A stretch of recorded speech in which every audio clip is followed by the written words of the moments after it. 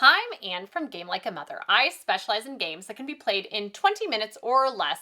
And for my June top 10 list every year, it is my birthday month, and so I share my top 10 favorite games from the previous year. And I'm also wearing my top outfit from the previous year because a cool girl in her 20s told me that I looked nice in my sparkly jumpsuit. So I'm trying to look cool for you today as well. Very fancy. I have all the games in the list listed in the description of the video, along with the timestamp if you want to skip to a particular one, along with any links to how to play videos I've created as well. So let's get started. First up, we have Don't Llama Dice, which is the follow-up to the very popular Don't Llama the card game.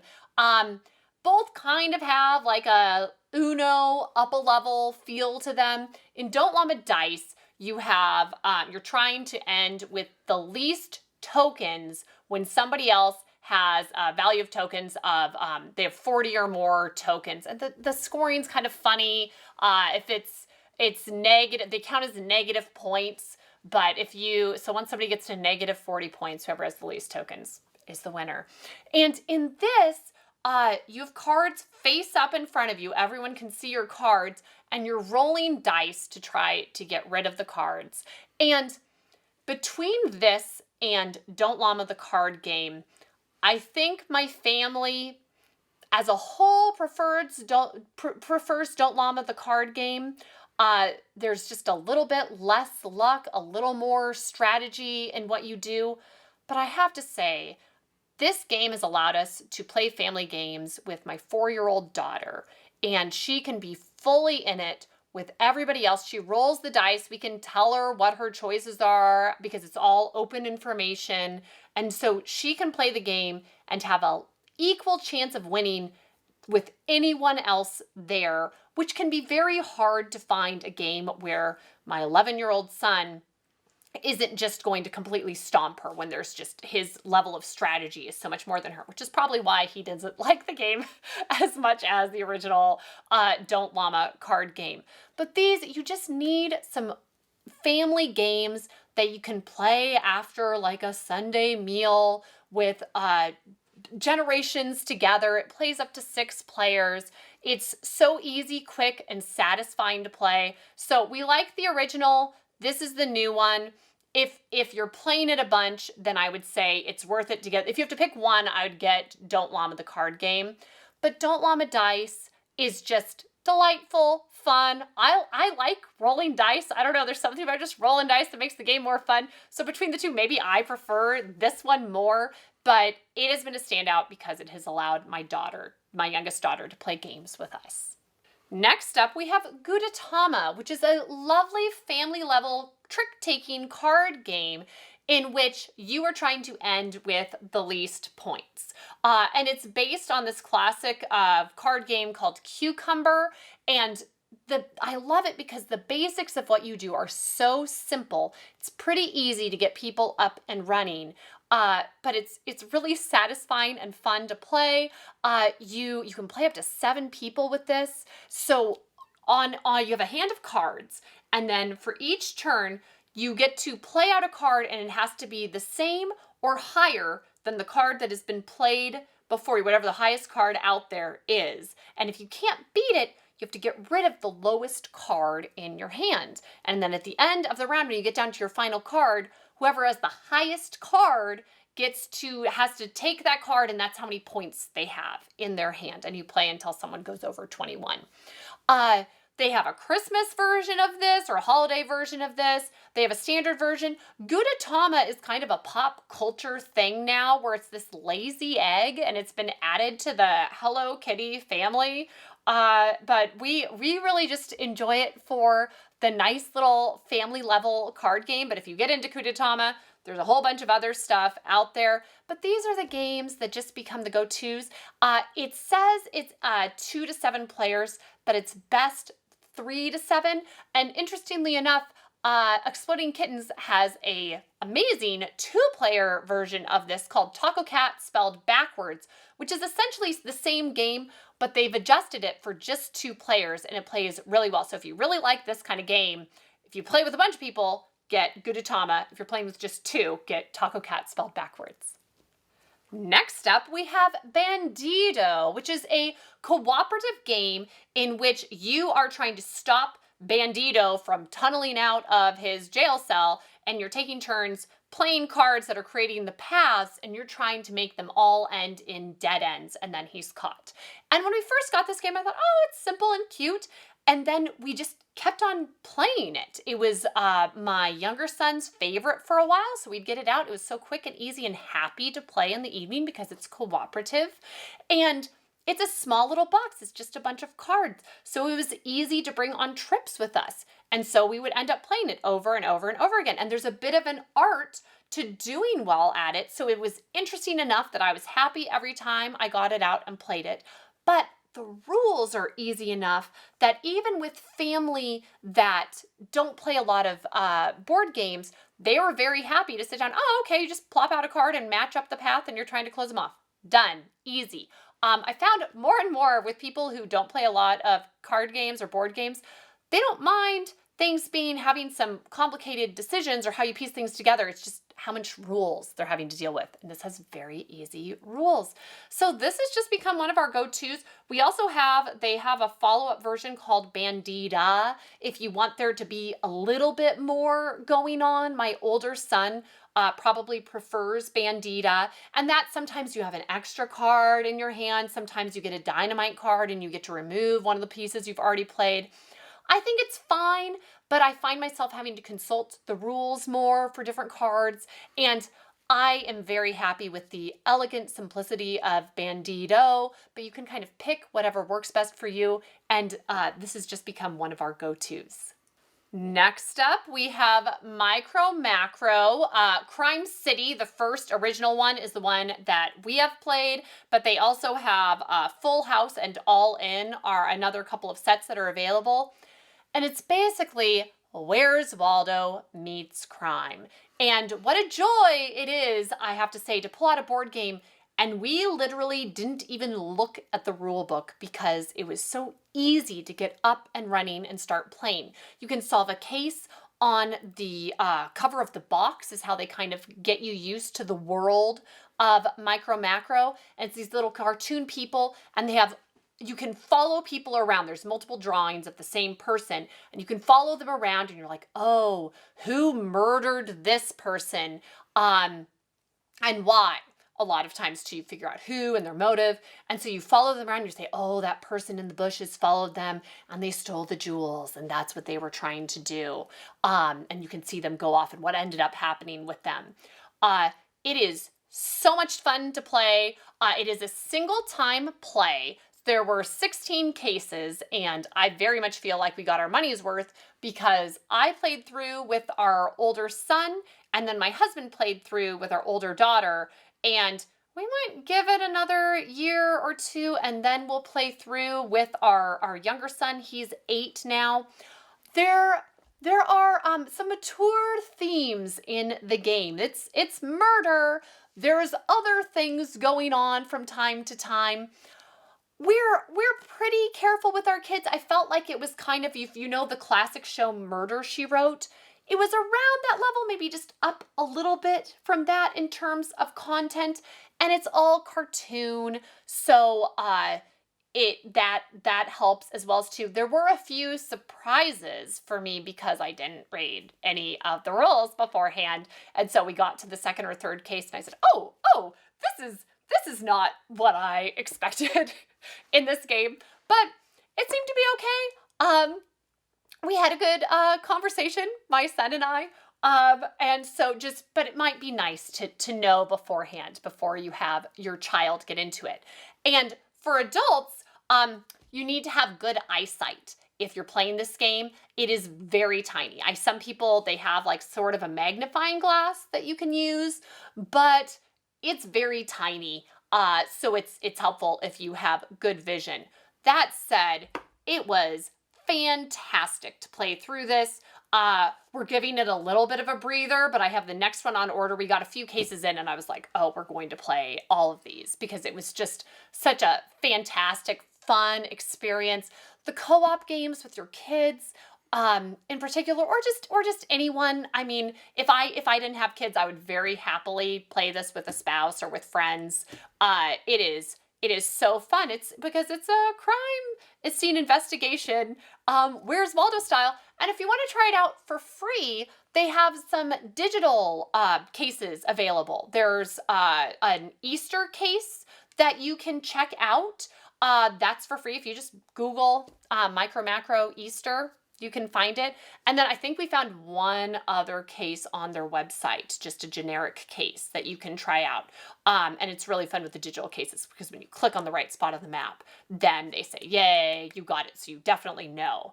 But these are just, if you are the right market or demographic for this, it is so easy, but so fun. It is a can't miss.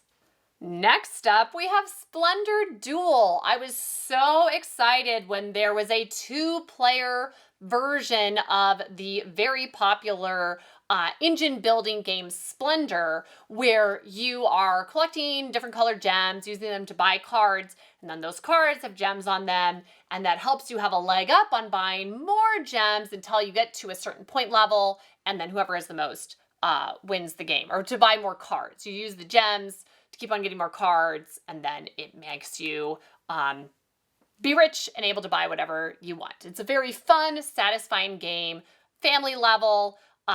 It's so great. And so we got Splendor Duel, and I don't really want to play Splendor anymore. I prefer Splendor Duel. It's all of this fun of Splendor, and they've added a few little bits that make you have some more interesting decisions without adding a lot of complexity.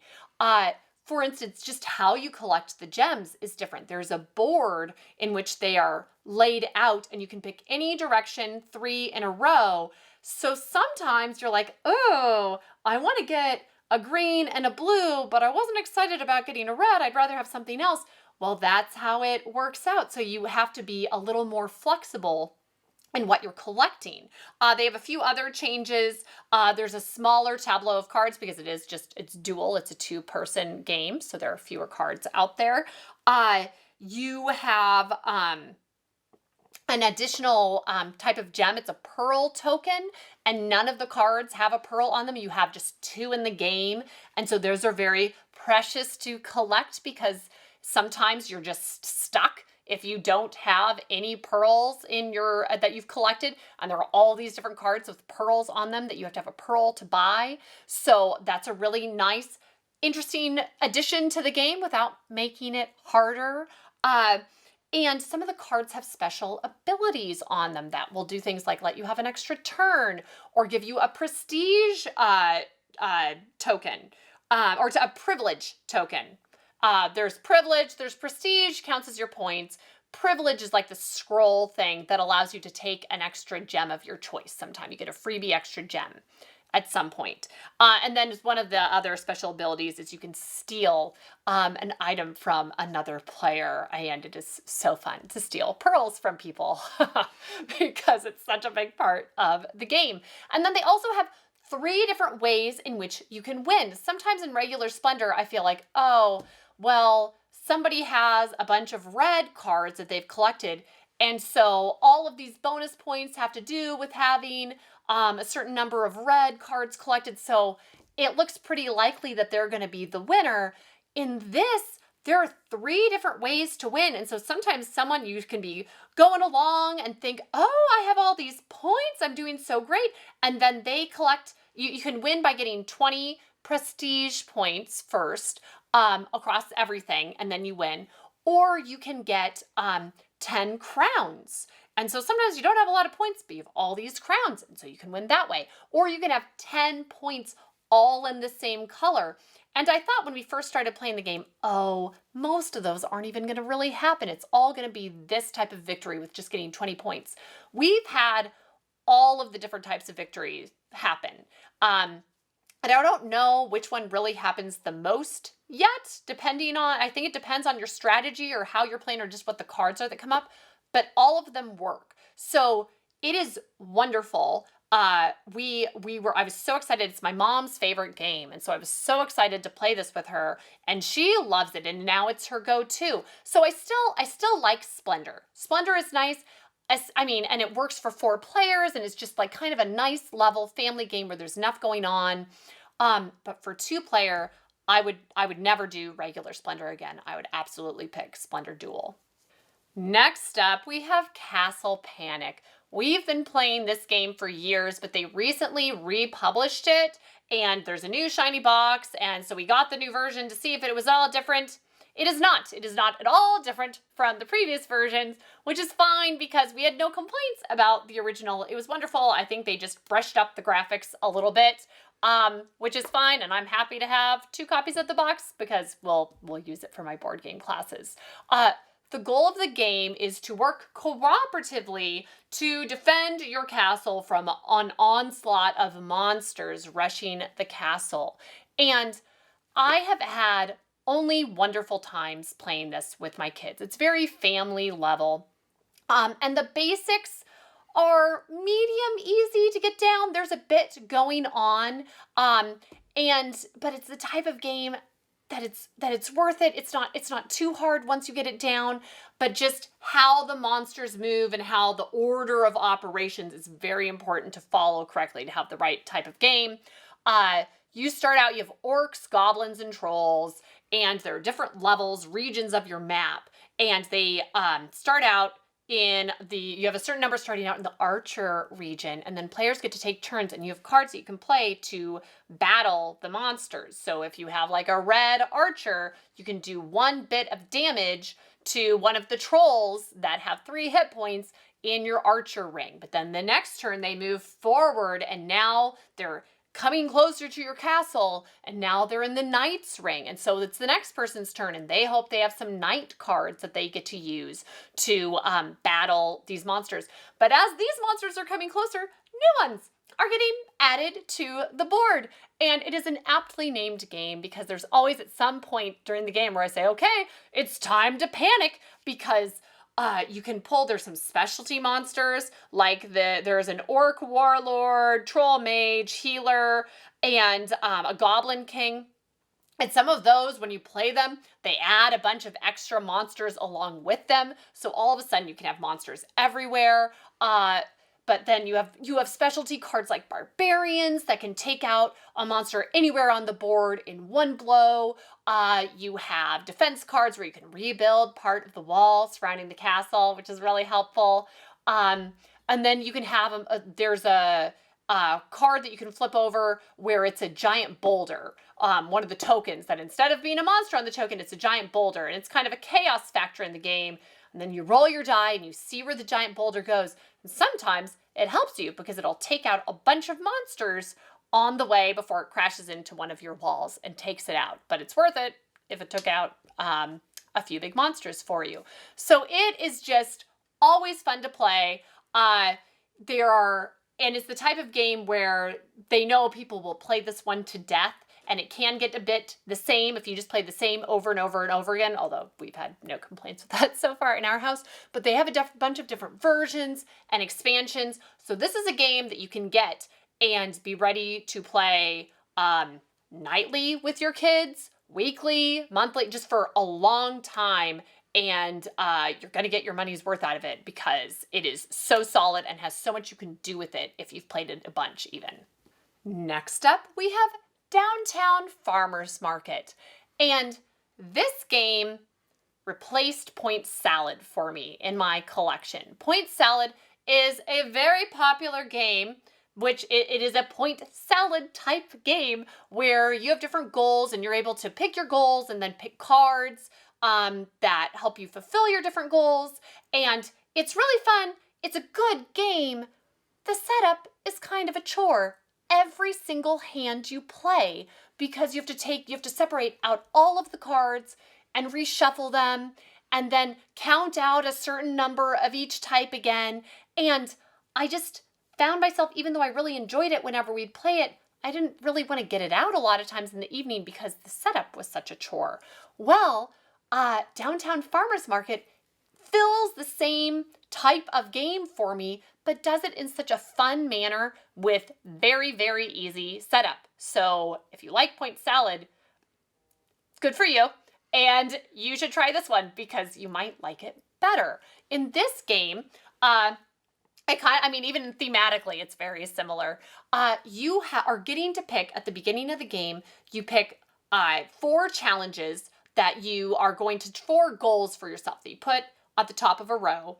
And then they're 2-sided cards. You get to pick, oh, do I want to go for these kind of ingredients are going to be in this row, or do I want to go for this type of ingredient? And then you pick another 4 and they go on the other side. So you have like a grid set up. So as you are taking turns selecting little tiles and placing them, they need to be able to complete different goals for different rows. So simultaneously, if you're going to do really well, in one row, you need to have exactly 3 milk. And in the other row, corresponding to that, that's going down, you want to have exactly 6 items, no more, no less. So you're trying to, as you're placing tiles along, make it fit for both in that row, but then there's every single row has double objectives. So you're trying to figure out, okay, what am I trying to place here? How am I going to make this fit best? So it feels like point salad to me, and this is just kind of my favorite. This is a home run hit for me where I'm getting to make interesting decisions. I'm really happy and engaged as I play, but I can chat with people as I play. There's a little bit of interaction between players, much more so if it's 2-player, in that you get to place and then you get to discard a tile. And so you place one on your tableau and then you look over at what they're doing and you say, oh, I don't want you to have this double carrot, discarding that. And that kind of lets up a little bit more. There's less discarding with 3 or 4 players. You're just trying to get what you need. So it kind of works for whatever level you're going for, and it is just deeply pleasant, and I would happily have this be one of my go-to evening game nights every night for a while. Next up, we have Fantasy Realms, just another perfect little card game that you can take with you wherever you go. And in this game, your goal is to maximize the points in your hand. You're just trying to score the highest points. In a standard version of the game, you're dealt 7 cards, and then you either draw a card from the deck or from the discard tableau. All the cards that are discarded are laid out in front in the middle of everybody. And so throughout the game, you can pick up anything that's been discarded, and you add a card into your hand and then put one back down. And this game, there are different types of cards, there are different point values on the cards, and the cards have different bonuses or penalties listed on them. And so sometimes you can have cards blanked out where they don't have any value. You're trying to get other cards that maybe reverse that, and so you're able to count the points on that card. And it's just kind of beautiful and fun. Each time is different. You can't say, oh, I always go for this type of card, because it just really depends on what you're dealt.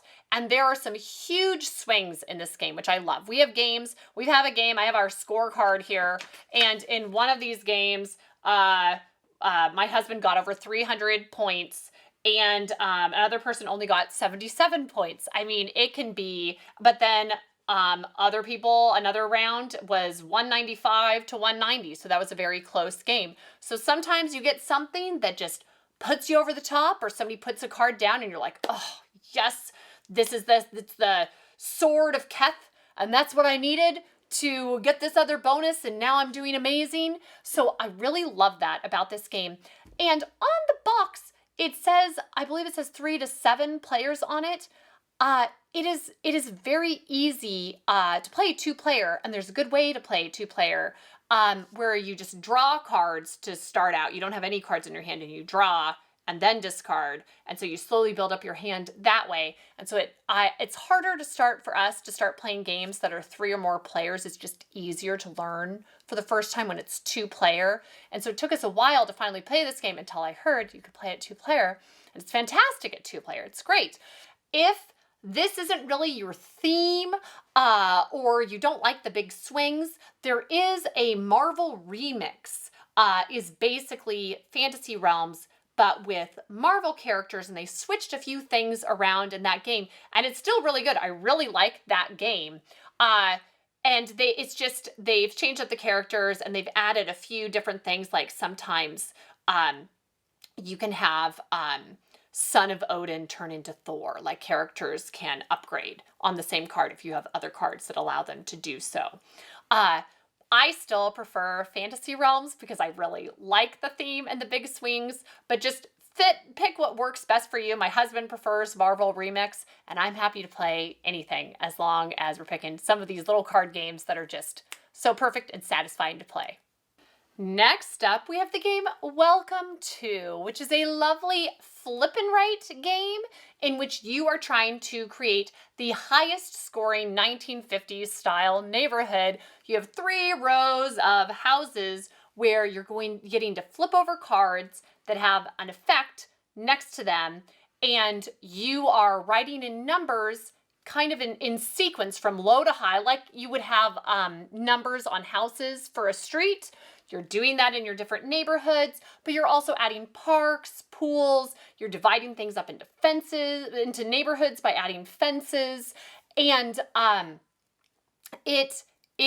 played this until I had to kind of stage an intervention for myself because I was playing it on Board Game Arena, which you should absolutely check out. They have a ton of games that you can play for free. You can get a membership, which is good if you're playing as much as I was playing, but you can play it all for free. And so I would just go on and play a few games of Welcome To every day, multiple times a day. And I've played many of the expansions. I love all of the expansions. We have some physical copies I own at home, but I also liked on the website, you could play like Ice Cream Truck was one of the expansions that I really enjoyed. And it just adds a little different dimension to the game if you are just playing it compulsively. And for the versions that we own at home, I really like the Halloween version because there are little ghosts or candies that you're getting to collect on different spots that give you some different bonuses. But these flip and write or roll and write games are so great for being able to play with as many people as you want. You just all have a little sheet and are able to do it together. And so this is great if you have a bigger board game group and want to have a game. You say, oh gosh, we have 8 people and we don't necessarily want to play a social game. What are our options? Well, flip and writes and roll and writes in general are great for larger groups. And this is as many as you want. And I'm here to say you can play it over and over and over again and still really enjoy it. And there are tons of expansions. There's ones with Christmas lights. There's a zombie outbreak version. There's Doomsday. They have spring, summer. They have tons of different options. So I go and play it, but be careful and don't just play it. Don't let it be the only thing you do, which is what I did this past summer. And finally, we have Dice Throne. I love a good battle game. I love King of Tokyo. I love Unmatched. In Dice Throne, I'd put somewhere in the middle of those in terms of audience and difficulty of play. And it is just so good. It holds up so well. The boxes that I got, there are a ton of different versions they have. They have season 1, season 2, and there are different characters, and you can pick any character and battle it against another character. There's a limited edition Santa versus Krampus, which I am going to get when it becomes available again because it is hilarious to have Santa do battle, especially against the Krampus. But you could pick anybody. You could pick of the Marvel characters. I have Doctor Strange, Black Panther, Captain Marvel, Black Widow, Scarlet Witch, Thor, Loki, Spider-Man. So you could have Spider-Man battle Santa if you wanted to, if you have these different sets. And it's been described as battle Yahtzee, which kind of fits, but you have some specialty cards you're drawing from the deck, which allow you to do different things, and you're just trying to reduce your opponent's health to 0. This King of Tokyo, I think, is best 3 players and up. It's better with more players. Unmatched is it's 2, 3, or 4 player game, and it's best at 2 or 4 players. And this really is just a 2-player game. You can play it with higher player counts, but it works best at 2-player. And what I really like about this is there are different difficulty levels to the different players that you're using, how difficult it is to understand their powers and abilities. But you can have one that's a very easy difficulty level and it's just as powerful as one with a higher difficulty level. Either player it seems pretty equally likely to win depending on how they manage their cards, and just if you roll a bunch of 6s, you're going to do really well in this game. But it is just a blast to play. My favorite character of the ones that I have is probably Loki, because they just matched it very well to his character, and there's some good chaos in there where sometimes he has certain abilities that allow it to be where there's a dice roll, or you draw one of 3 cards, and you either do no damage if you've just done a big attack, none of it counts, no damage, half the damage, or it just goes through and your card didn't stop it. So there's just some good chance and chaos, and you don't really know what's going to happen with Loki, and I think that's fun. When I'm teaching somebody, I usually start out with Spider-Man because it's it's easier, it's a level 1, so it's easier to understand how to use his abilities, and then you can get the basics of the game down and then pick other things after that. But it's so satisfying to play. I love dice games. I love battle games. So this is perfect for both. It's one of those ones where the rules are a little bit of for the type of games that I play, it's a bit of a beast to read through the rules. But if you're with somebody who already knows how to play, it's very simple, the basics of it. So you can get up and running pretty quick and get your battle on. So that's it for my top 10 games of 2023. It has been a great year of gaming. And please let me know if there are some games that I should be checking out that should be on this list for next year. I started playing Welcome 2 because one of the folks that watches some of my videos, based on some of the other games I was talking about, said, you really, really should try out Welcome 2. I think you'd like it. And she was clearly spot on. I love it. So, and I hope that you found some new games you're excited to play from this list. So thank you so much for tuning in, and I will see you next time from Game Like a Mother.